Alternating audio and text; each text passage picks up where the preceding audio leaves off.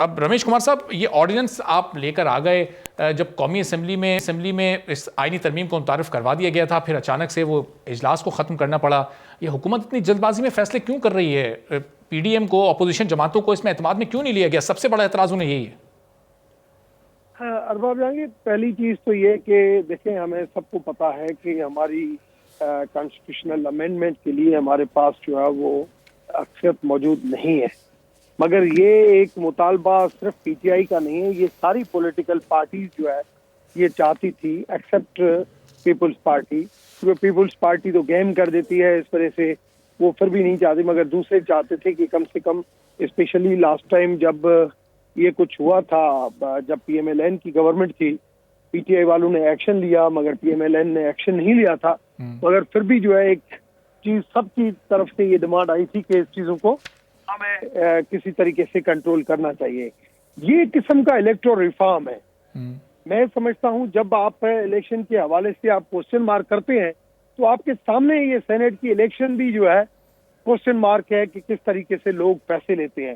ٹھیک ہے، اپنے ضمیر کے حساب سے ووٹ آپ ضرور حق استعمال کریں، مگر آپ اس طریقے سے پیسوں کے اوپر کروڑوں کی بولیاں لگے، یہ چیزیں غلط تھی. مگر اس کے باوجود بھی میں سمجھتا ہوں کہ ریفرنس جب ہم نے وہاں پہ دیا، ہم نے یہ اس وجہ سے یہ اسمبلی میں بل دیا تھا کہ جو ہے وہ ہو سکتا ہے کہ پولیٹیکل پارٹیز اور آ جائیں اس چیزوں کے اوپر کنسنسس کے لیے. مگر پھر بھی میں سمجھتا ہوں جب ایک مرتبہ ریفرنس چلا جاتا ہے تو پھر ہمیں بل ڈالنا نہیں چاہیے تھا. اب کیونکہ ایک طرف سپریم کورٹ، دوسری طرف پارلیمنٹ، تو پھر تو سپریم کورٹ تو یہی کہے گی کہ پہلے پارلیمنٹ ڈیسیژن اپنا کرے تو پھر ہم سے ایک طرف آپ انٹرپریٹیشن پوچھتے ہیں، دوسری طرف بل ڈالتے ہیں. تو وہ مگر ہم نے صرف اس طرح سے ڈالا کہ اگر ساری پولیٹیکل پارٹیز کا کنسنسس بن جائے تو اچھی بات ہے، مگر پھر بھی نہیں ڈالنا چاہیے تھا جب ہم انٹرپریٹیشن کے لیے گئے. نمبر 1 آپ آ جائیں جو آج اسی آرڈیننس کے اوپر. دیکھیں، آرڈیننس اس وجہ سے آیا کہ ابھی آرگیومنٹس اٹارنی جنرل کے ختم ہو رہے ہیں، اس کے بعد دوسری اور پولیٹیکل پارٹیز کے وکلا جو ہے اپنے آرگیومنٹس کریں گے، اس میں ٹائم لگے گا. صحیح. اچھا رمیش صاحب، یہ آرڈیننس پہ ذرا آگے بات کرتے ہیں چل کے، لیکن یہ آپ اس کو الیکٹورل ریفارم کہہ رہے ہیں. اگر یہ الیکٹورل ریفارم ہے تو آپ نہیں سمجھتے کہ اس کا بہتر طریقہ یہ تھا کہ یہ الیکٹورل ریفارم پچھلے 2.5 سال میں پوری تیاری کے ساتھ اسمبلی کے ذریعے لایا جاتا، نہ کہ صدارتی آرڈیننس کے ذریعے؟ تو شاید اس پر یہ اتنی اس وقت تنقید بھی نہ ہو رہی ہوتی. میں یہ کہتا ہوں کہ بالکل ہر چیز بفور ٹائم ہو جائے اور تو بہتر ہے. مگر آپ نے دیکھا کہ پہلے دن سے جیسے بھی یہ حکومت آئی ہے تو اپوزیشن نے ایک ہی کام کیا ہے، تنقید برائے تنقید. کہ مولانا صاحب اسمبلی میں نہیں ہے، مانا یہ اسمبلی جعلی ہے.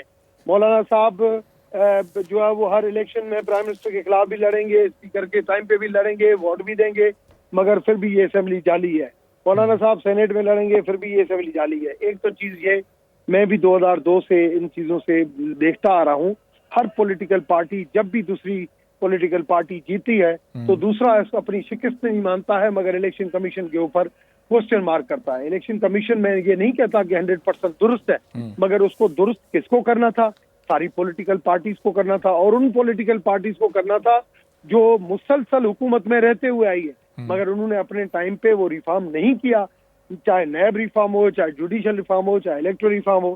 آج ان چیزوں کے اوپر جو ہے وہ نیب کے اوپر بھی گالیاں دیتے ہیں، الیکشن کمیشن کو بھی گالیاں دیتے ہیں، سب کچھ کرتے ہیں، ادھر جا کے لڑتے بھی ہیں. یہ چیز نہیں. آرڈیننس اس وجہ سے آیا 11 تاریخ کو جو شیڈیول اگر اناؤنس ہو جاتا ہے اور اگر کورٹ کا ڈیسیژن نہیں آتا، شیڈیول اناؤنس ہونے کے بعد جو ہے تو اس کے اندر کوئی تبدیلی پھر نہیں ہو سکتی ہے.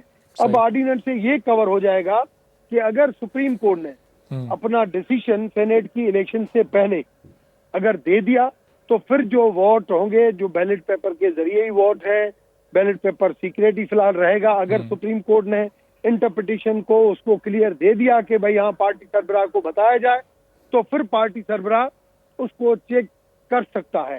اگر سپریم کورٹ اس کی انٹرپریٹیشن کے حوالے سے کہتی ہے کہ سیکریٹ مین سیکریٹ ہی رہے گا اور یہ نہیں ہو سکتا، تو پھر میں سمجھتا ہوں کہ آرڈیننس آٹومیٹک ختم ہو جائے گا. تو اس سے زیادہ اسے مشروط ہے. تو یہ چیزیں جو بھی ہوئی ہے، میں سمجھتا ہوں کہ تو رمیش صاحب، یہ حکومت کو خطرہ کیا تھا؟ کیا اپنے کچھ ممبران کے دوسری طرف کو ووٹ دے دینے کا خطرہ تھا، یا اپنے اتحادیوں پر اس وقت کہیں آپ کا اعتماد ڈگمگا رہا تھا، ان پر یقین نہیں تھا. اتنی جلد بازی میں پچھلے 2.5 سال ایک لمبا عرصہ ہوتا ہے یہ کوئی آرڈیننس لانے کے لیے یا کوئی الیکٹرول ریفارم کرنے کے لیے، لیکن وہ آپ نے کوئی 26-27 ماہ گزار دیے. اس دوران کہیں کوئی اس طرح کی تیاری بھی دیکھنے میں نہیں آئی. سینٹ انتخابات سے اچانک 2-3 ماہ پہلے اتنا زیادہ حکومت کا متحرک ہو جانا، تو یہ خطرہ کہاں تھا آپ کو؟ اپنے لوگوں پر یقین نہیں تھا یا اتحادی آپ کے کہیں آگے پیچھے ہونے والے تھے؟ دیکھیں، اتحادی کی بات نہیں ہے. میں سمجھتا ہوں آج آپ نے دیکھا کہ سندھ کے اندر 2 MQM 2 PTI اور ایک GDA، ان تینوں پارٹیز کا کنسیشن آپس میں بن گیا ہے. ٹھیک ہے. اور MQM کے ووٹ آپ کو پتا ہے کہ کم ہی بکتے ہیں، تھوڑی بہت اور چیزیں.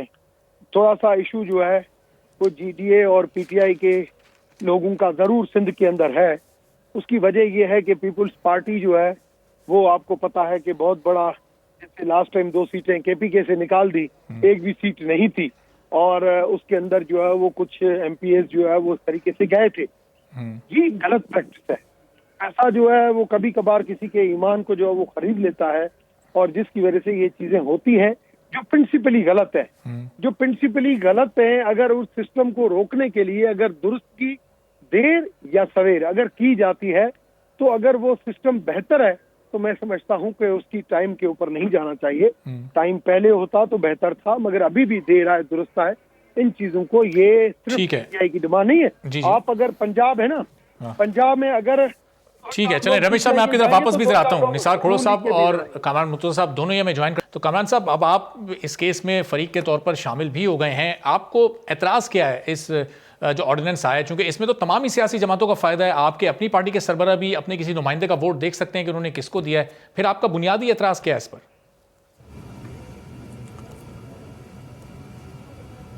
دیکھیے، جو تاثر دیا جا رہا ہے نا شفافیت کا، وہ شفافیت کا نہیں ہے، مسئلہ یہ ہے دستوریت کا ہے. اگر اس ملک میں کوئی قانون ہے، کوئی دستور ہے، تو معاملہ دستور کے مطابق چلنے چاہیے، نہ کہ جو ہے نا وہ شفافیت کے نام پہ جو ہے نا لوگوں کو بیوقوف بنایا جائے. دیکھیے، یہ جو اسمبلیز ہیں، نیشنل اسمبلی جو ہے وہ کس کی کانسٹیٹوئنسی تھی؟ پرائم منسٹر کی کانسٹیٹوئنسی تھی. اس وقت تو وہ بالکل ایماندار تھے.